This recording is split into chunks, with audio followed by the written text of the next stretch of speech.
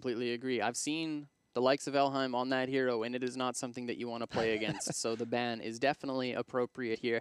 But as far as the draft goes, I do feel like No Tomorrow did get what they wanted. They played their early game super well. Their misplays were, you know, like some of those team fights, the beat drop way too early, you know, resulting in a death of Jhin. And when it's that late in the game, you got those 60-second death timers, PSISTORM will take everything from you. And that's exactly what we saw. We saw a lot of misplays on the side of supports for No Tomorrow. They've got to shape up. Yeah, it wasn't just that, though. The fact that we saw Phoenix be able to burn down Dahaka to half HP, Jhin burned his essence before the fight even started. Exactly. Right, and that's huge. That's half your HP gone before the fight's even relevant.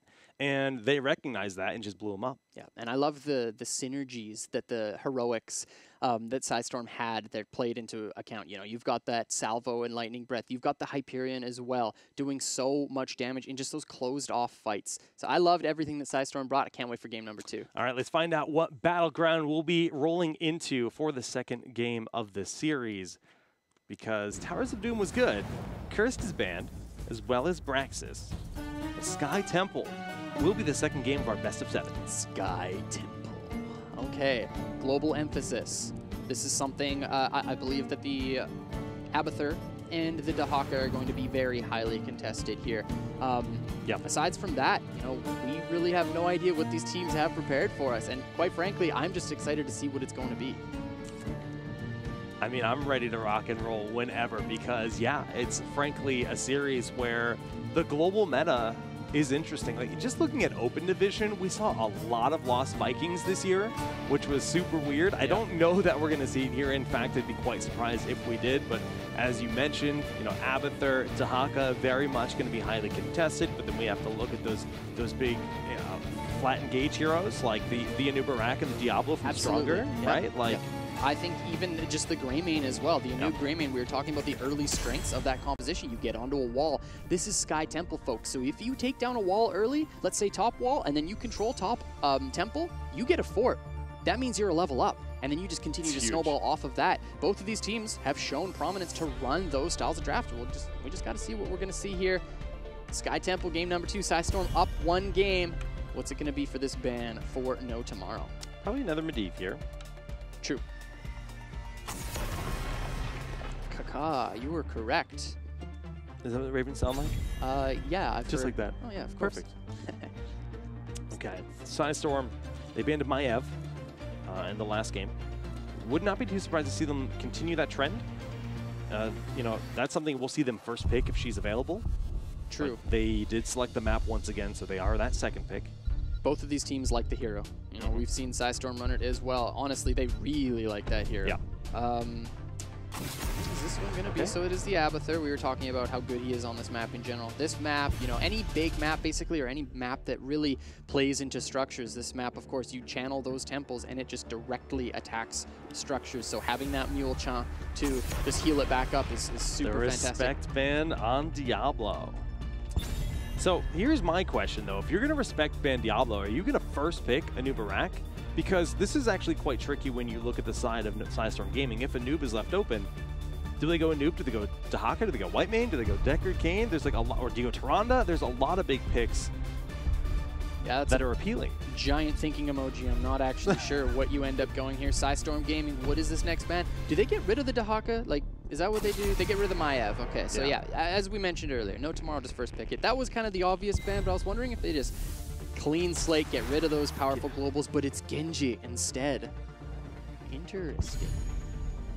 So they could go. I expect support plus either Dahaka or Anub here. Could very well be. The Whitemane looked super good. Elheim played it amazingly. I think my only criticism was one intercession where he missed a drag because he pre-cleansed. But, you know, you can't really get mad at a support for trying to pre-cleanse an engagement because that's just, you know, on top of it. You got the Yrel and Whitemane, so not deviating anything from the norm. And in a best of 7, if you don't have to show anything more and you can still keep taking games, you're just putting yourself further and further ahead when it comes to tempo. They just said, you know what? They just played against a global without a global. Had no issues. They're like, you know what? You can have Dahaka. We don't care. Take it. They're not even going to take it. Blaze. Stay a while, listen, and blaze. Those are different sentences, by the way. Yeah. I do like the fact that they prioritized this Deckard Cain a little bit earlier here. I think that's going to be just really good for them to have that because it would be banned out otherwise, I feel. Yeah. And interesting, though, that you just run the Blaze over a Dahaka in this exact situation. Yep. Perhaps the Blaze is going to be operating as a... We'll see. But if we looked at the last game with the Hyperion and the Purification Salvo, like they're throwing all these big cooldowns at once, Bunker would shut that down completely. The ETC ban, absolutely genius, because when you run that Blaze and you show that you're not willing to take the Dahaka right then, right there, that means that you're willing to run the ETC as your stage dive global on this map. And PSISTORM know it. They ban that one off. They've got the Anub. They've got the Greymane. We talked about the strengths, not only of this composition with PSISTORM, but also on this map. I think this is huge for PSISTORM Gaming. We've been seeing a little bit of Blaze main tank, right, with just the adjustments at level 1. Do you expect that to be a possibility here if they still wanted to run Dahaka? I actually think that they wanted the ETC, and this is just a huge power play by PSISTORM. That's exactly what I think happened. No Tomorrow now, they can salvage this by, basically putting Blaze where you mentioned, or just running a... So they are going to do that, and just running a more standardized offlane. Cool. Running the Sonya over a Dahaka again when you have the global advantage, to me, is suspect. But it's what they want. Yeah, they're going for it. Cassia's great here. I mean, versus the Greymane, it's a strong matchup. They've got some great options just for that big damage, right? If you land that Ancient Spear, the Jet Propulsion, that really hurts as Whitemane, as Greymane, you name it. Yo, so I'm trying to get in the head of No Tomorrow right now. They had the global advantage last game. They did not have the team fight advantage, okay? That's what I saw from that draft.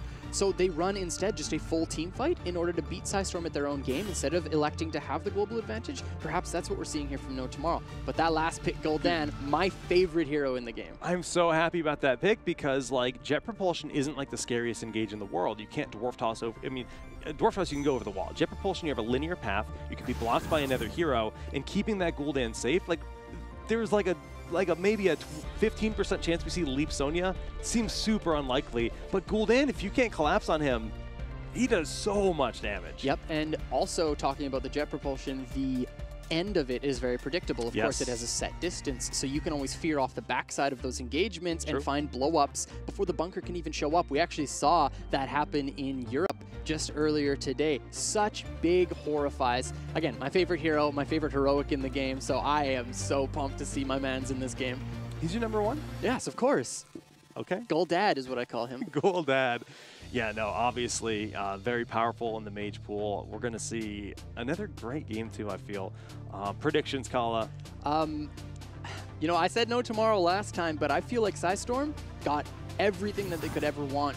And I think they got the momentum. I think they got the tempo. I'm giving it to the boys in red. Okay, it's time to hop on into Sky Temple. I agree. I'm going with PSISTORM here. But let's introduce our blue team. We've got a composition with Tomster on Cassia, Deckard Cain played by Akaface, Jin on Sonya, Blaze can be played by Casanova, and Jay Shrite on the Genji. On the right, in red, up one game in this best of 7 is PSISTORM Gaming. We got NSJ on Gul'dan, Hisqua playing the Greymane, Enavir on Urel, Elheim on Whitemane, and Stronger on that Anubarak. So it is that new habits build for Casanova on the Blaze. Yep. Playing that main tank. And that'll make the difference, right? You know, just having that unstoppable. Absolutely. Corruption, Echo Corruption picked up here. We'll keep our eyes on that quest completion. See how fast we can see him complete that here. So one scary thing here about the Gul'dan, because, you know, it isn't a hero we see too frequently, so we can talk about it, is the fact that Sapphire is the talent of choice here for Akaface. So he has a reasonable way of locking down the Gul'dan if he's able to find that Sapphire, able to find that Scroll of Sealing, because then that gives hit confirm for the Genji. Immediately get onto that backline, start chunking out the Gul'dan, maybe even find a pick like that. So we'll have to watch out that little, you know, micro engagement between the Deckard Cain and the Gul'dan.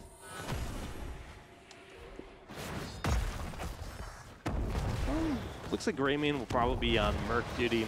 He's going around the backside, just kind of staying out of vision right now. And yes, they're actually going to go for a very early night camp. This is something that we've seen more and more common, just teams starting to kind of go for this play, trying to get the early power and early damage done rather than, you know, trying to utilize it during the temple phase, because it's fairly easy to deny the damage anyways. Genji stepping up there, scouting out a little bit. Jay Schritt, he knows, he smells it. He He knows that those bruisers are getting taken, and of course, this is the strategy that you have with this gray main. I would expect him to be top lane with that Anub right away. White main already making that rotation up top. Gul'dan going to be quite safe down bottom, and this can actually win you a game on Sky Temple. If this strategy works out properly, you get this wall, you get the next temple, it is huge, and already PSISTORM are onto this wall. I love it. I mean, it was Sonya solo doing a camp versus 3 members working on the opposing camp, and they get a tower before it's even relevant. Sonya trying to step in with a whirlwind, good impale coming through from Stronger to deny any of that damage and sustain. They get, you know, decent DPS done to the wall. Nothing crazy. Yep. No Tomorrow scouted that one out. They knew exactly what was going to happen. It is very predictable with the style of draft that PSISTORM is running. And No Tomorrow make sure it doesn't happen. Yes, they go down a single tower, but that could have been much worse against a lesser team. Bottom lane, we saw Blaze actually getting a ton of damage on his cooldown, but level 4s picked up Consume Souls, double tapping the minions to sustain during that as Yrel takes charge in the bottom. Genji rotating onto Gul'dan could be dangerous down in the bottom half. We do see Stronger taking a fair bit of damage from Jin here. The burrow up. He has to be careful here. Anubarak definitely not as tanky as his previous pick in that Diablo, so Stronger does have to be a little bit cautious, you know, stacking up that level 1 talent, farming globes. Only 3 globes right now for Stronger, which is not good. No, not really ideal. Bad, actually. Yeah. You know, just kind of some of the priority on the camp and just controlling space rather than collecting the globes and lanes has cost him some of that growth in this game. 8 stacks of corruption for the Echoed Corruption, almost a quarter way through. And that has the potential to really hurt him in the late game. We can even draw the comparison. We have a solo laner who has 7 globes and a rotate hero that has 4 now. Oof. That is a bit of a problem. PSISTORM Gaming with control over mid. Meanwhile, top is channeled here for No Tomorrow. Getting a lot of damage to the top lane, mid controlled by the side of PSISTORM Gaming. Gul'dan's the one that's kind of keeping the pressure on the lanes. No one able to rotate as they have eyes on Genji, so he's perfectly safe to step up and clear that lane the way he did, actually going down bottom. Jin also stepping in, trying to take control over this watchtower, but it's certainly not going to happen when Anubarak is sitting on that point there. Level 7's coming through for PSISTORM Gaming, but nothing too crazy here in this game number 2, No Tomorrow. Just playing the pace of the game, getting that top, and honestly, very, very even. Oh, the burrow coming in. The impale is just a little bit shy of getting the connect there on Jeshut. He was able to dash away back to safety. But that's 3 stacks of corruption right there on a single cast, up to 15 now. Gul'dan is hungry for power indeed, getting that huge E. Yeah, you mentioned 15 stacks there for Echoed. You know, once that finishes, you get that Ruinous Corruption that you can actually one-shot this Genji. And Cassia is a hero that is very predictable in her movements, so hitting her with a full Corruption as well is actually quite reasonable for the Gul'dan. Yeah, very true. Jeshut starting this camp. We do have the other Giants also available at this point in time. Slight experience lead right now. Blaze soaking bottom should pretty much even it up. But I do believe there were some minions missing the bottom with Gul'dan rotating earlier, pushing the minions up against that bottom wall. And Blaze was kind of lingering around the mid-temple during that first phase. Yeah, as well as PSISTORM having that top tower down, plus the mid-wall in addition. Because mid-wall is up for PSISTORM. So a little bit of an experience lead, nothing really too huge right now. What is worth mentioning, however, Castle taking a bit of damage on this bottom side, but likely not going to be able to find anything. There's the missed jet propulsion. Okay. Valheim making sure Stronger's not getting rooted in there. Burrow in. Yeah, it should just be a disengage at this point. Just a little bit of a tussle. Meanwhile, Jin on the top side going to be able to push in this wave. Yrel wants to be able to get up there to catch that soak. But what we need to see here from either of these teams is, like, PSISTORM already starting this bruiser camp on the top side. Of course, this next altar is a single spawn on the bottom side of the map. So whichever team has their bruiser camps running out, and it looks like it's going to be both, has a huge advantage. Yeah, that's very true. Genji's going to go help Sonya. I do like the pressure that we're seeing in that bottom lane with the Giants. Gul'dan's able to just do so much consistent AoE damage to just melt the waves. They were able to snap up a free tower in the bottom. It's not a huge advantage, but it's enough to warrant some success for them. We do have 0 globals in this game, remember, so Yrel is going to be there to get the early start as Sonya will match in the top lane. 10 just came online. There we go. We're going to see this skirmish top here. Yrel versus Sonya. Bruiser Camp versus Bruiser Camp, and PSISTORM with their 10s are stepping in. The Cocoon is available, and Casanova is caught between a rock and a bug place. Tomster gets engaged on, and Cassia goes down. Bunker just could not get there in time. Beautiful control from Stronger there, just literally holding all the space they needed. Genji's in the mid, going to look to try to do some damage to Urel, but the Cocoon on this blaze could be lights out. Big damage from Hiskawa. We do see the Impale. Casanova gets that propulsion, but the stay a while is going to be enough. Yes, beautifully done. Everyone just falling asleep here on the job. PSISTORM Gaming not even willing to start this cap, and look at top lane. I love what No Tomorrow have done. With being down a hero, they send up the Genji to force off Urel with that Bruiser Camp. Fantastic job, because off of losing, you know, PSISTORM hadn't started channeling, so they just straight up went up a fort there.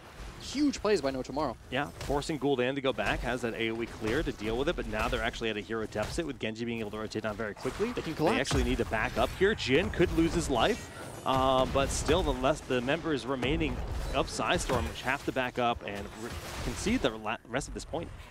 So it ends up being, honestly, again, just favorable here for No Tomorrow. Experience a little bit in their advantage, but top lane's going to be able to push in here for PSISTORM Gaming, so it's going to be equalized quite well. I loved what No Tomorrow did with their macro there. Yeah, no, min-maxing a bad situation, right? Casanova, again, will be dove on. We do see Big Root attempted here. Stronger not going to risk it, just burrowing back to safety. Here we go. Rotates now, yep, between mid and bottom, just looking to control this space as best as possible. 13s will be coming in very soon, and PSISTORM Gaming are looking to get aggressive here, especially with Jin showing on top lane. This is a guaranteed 5v4, so nice little takeaway here for PSISTORM Gaming, though that should be quite easily cleared out by the members of No Tomorrow. Yeah, they're grabbing a little bit of experience, denying an option for the enemies. True. They get a globe for Stronger too, which is nice. Up to 16 at this point, 29 stacks of Echoed Corruption. Which is pretty good. Yeah, no, once that completes, it's such a different ballgame. Absolutely. The damage potential from this hero is absolutely massive. Now we're seeing it. Stronger dropping those beetles, which starts tanking. Akaface getting engaged on. The Cocoon drops. Stronger just basically zoning for his allies. He's so willing to do that, right? They just want the fort. And he's just going in hard. We do see the fear going in once again. This time we do have the bunker in place in time. NSJ taking too much damage. The heal's coming through. Oh, big damage from that corruption. And Genji's the one that falls. NSJ with the turnaround, but Stronger. Too deep, falls himself. Greymane on Akaface, trying to find another kill with that disengage, having the stealth. Able to retreat with the team, but the root will connect on Urel. Urel's hard to kill. Potion in place. Actually just willing to just die there because the support of PSISTORM Gaming was just too far away. No Tomorrow really turned that one around, and we have to talk about that bunker. That was such fantastic placement there, and it basically allowed members of No Tomorrow to just jump in, stay alive for a little bit longer, though Genji did die off of it. It was such a fantastic placement, and we actually saw the bunker miss earlier, and it resulted in a kill and no trade. So nice job for finding that bunker this time around. We are dead even, but the double temples both going to No Tomorrow right now, having the hero advantage, having the control of the map as members head to Hearth, back to kind of top off. We're going to see the emphasis put on the bottom half. Jin spin to win here. On the bottom side, Urel represented top. This is just a trade. And like, I just love the respect we are seeing from both these teams. Speaking of which, Stronger looking to make that engagement, but that's Wrath the Berserker, so Sonya's just going to be able to walk away from this one. Wants to keep it up, though, in case something happens. Meanwhile, topside, Urel just trying to mess with the members of No Tomorrow. Such an even game number 2 here, Jake. Yeah, structurally it's looking pretty darn close. Yes, 2 forts have gone down, favoring the side of PSISTORM, but we do see the auxiliary structure soaking up pretty much the majority of this next temple, as they'll be able to get this top temple top fort quite low. Hiskawa is going to have to retreat here. Ancient Sphere of Threat uses the disengage to back up. You know, back in the days of Team XD, you know, when Jin was playing with them, we always talked about how well the Warriors were controlling vision and controlling space for their teams, and that was always the biggest factor to show which team was good and which team was amazing, you know? And we're seeing it here. PSISTORM, you've got Stronger stepping up, controlling so much space for his team. We saw it on that bottom side fort, and that's really what shows me that this team is potentially HGC quality. Yeah, no, I definitely agree. There's a lot of just little decisions that come into play. Some of the ways that he uses beetles too is like super on the spot innovative to me. That just feels really For vision, for soaking tower structures to save an ally, we see it all happen. Winnie's on that Anubarak, and actually looking for the engage here. Casanova trying to get him to force that bunker out early. Durell diving onto the backline. There goes the bunker. Genji did go deep for a minute. But yeah, that bunker has been forced. If they can continue the fight, this could be big for PSISTORM Gaming.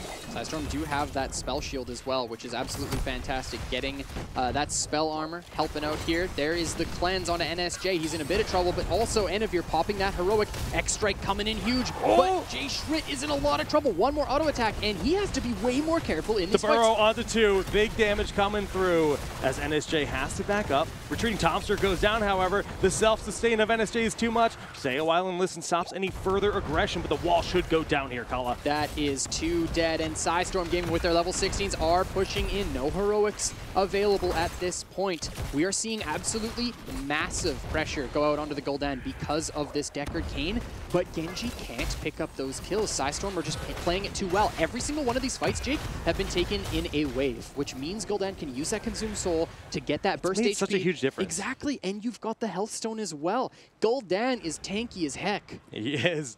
And putting out huge numbers in the process while that he's become the focus point for the Genji with the X-Strike. Urel helping out there and just helping confirm the kill on Genji as well. 16 to 16 right now, but you know, with that top Night Camp being stolen, the top 4 being cleared out, we're now looking at a big potential for PSISTORM to just take control of the game. No Tomorrow, though. They do have bit better timings with their heroics, so they know that this Ardent Defender is going to be down for a little bit more. Enavir stepping up here, so reasonably, No Tomorrow can try to take a fight in the next couple of seconds. Okay, that Corruption with the Echoed Corruption did a ton of damage to Casanova. Potions flooding out into Casanova's body. Drinking like a maniac here. Casa trying to stay alive, but as you mentioned, that front line pressure that PSISTORM Gaming are providing. Who do you kill? You can't get onto this Gul'dan. Speaking of which, the spear does land. Look at Akaface's health bar from these corruptions. So huge. It is good to point out that the mid lane is pushed out. We've actually seen No Tomorrow allow it to push in because they want to deny that self-sustain from the Gul'dan on the minions. But they just have to back up anyways. Just too much pressure going in towards them. They don't want to risk continue soaking up all that damage. The sustain, damage, and healing on the side of PSISTORM Gaming is just too much for No Tomorrow to deal with right now. And he's stepping in, just getting some vision for his team right now. Here comes the Jet Propulsion, but it is predictable. Now the Root, here comes the Unstoppable. Okay, the tanks are deep right now, allowing the backline to be completely secluded, but the Fear is huge, and they get the damage on Casanova, forcing out the bunker. Yes, that bunker is going to be up for a minute. The stay a while is huge of Casanova. Jet Propulsion in onto the tank, but they do end up forcing him back into the bunker. 0 HP left as they get the kill. Jhin is super low as well. Casanova just eating all the damage from the poison. That's a triple kill. That's 3 down. PSISTORM Gaming finding the kills in this fight. This is going to be a very free boss. Jake, holy crap, look at that minion wave on bottom side. It is thick. That is and Whitemane is on the team of the red side, so it all makes sense here. This boss is going to be running down. They could very well take the first keep of the game. I think they will. Top is opened up for a later push in the next temple phase. If they confirm bottom here, their advantage is huge. Their progression towards 20 is going to be monstrous. But they're going for the split. It's already opened up. They have the beetles to soak here. Exactly. And this Anubarak value is shining through right now. So good. That's why we saw No Tomorrow take it away in game number 1. PSISTORM Gaming looking to pick up that first keep. The Corruption just evaporating this minion wave, and PSISTORM with the power play here. They're not even skating. Oh my goodness. Bottom wall is down. Boss is still at 90% HP. Minions behind it. Gul'dan throwing in big damage. Corruption just melting Akaface. Goodbye, Blaze. Bunker not even considered. His go is very low, though. They get to sustain through at the last minute. Big Fear onto Tomster. He's low. We're going to see Urel jump in, get the body blocks. The ball lightning is actually tearing through Enavir, though, and Enavir will go down. Jumping in, looking for Jhin. They get the kill, but Genji going in for NSJ. Trying to find the deflect kill. Stay a while and listen, slowing them down. NSJ is super low in that, but Jay Shrinte will go down. This keeps going to fall to the boss. This is huge for PSISTORM Gaming. Akaface is the next target. Jumps in, is his squad. Boom, bang. Drops down all members of No Tomorrow. That's a 5-person team wipe, and PSISTORM with their boss push in. Level 20 advantage, looking for that game number 2. Came into the studio today, and all the guys here at the HGC studio said, you know, do you guys think PSISTORM have a chance? Yes, they do, ladies and gentlemen, because they are up 2-0. And I gotta say it again, when they first came to NA, we were like, they moved here? They think they're good? They didn't look good. No. They didn't. But they have improved so rapidly and so fast, and you can tell that they have been just living and breathing the game and working so much harder than their opponents. I thought the hyperbolic time chamber was not real, but this team has actually proven that we're wrong. It exists somewhere, and they are training within it. You said it was in Virginia, somewhere over there. It all makes sense now. Exactly, it's somewhere over there because we have seen such an insane development in PSISTORM Gaming. They're beating an HGC team right now in this best of 7, up 2 games, ladies and gentlemen, and we saw them fall. They placed 6th place moving into the playoffs for the Open Division. Then they climbed through the playoffs, and they looked like a brand new team. Bringing on Elheim has just provided so much for this roster. I mean, he's the shot caller, he's their support, and the team, the way they draft, the way they play, it just feels so fluid for them. And, well, you guys are seeing it right now. It's looking fantastic. And to me, so far, PSISTORM haven't even shown anything. They've literally just run the same draft, you know, minus or plus a Gul'dan. Like, it doesn't matter. You run that white main in URL, 1-2. We haven't, and they get the obvious picks in their Anubarak and Gray main. They literally have not shown anything yet. And we know that they've got pocket strategies, and so do you. So we might see them today. We'll find out after a short commercial break. We'll be right back.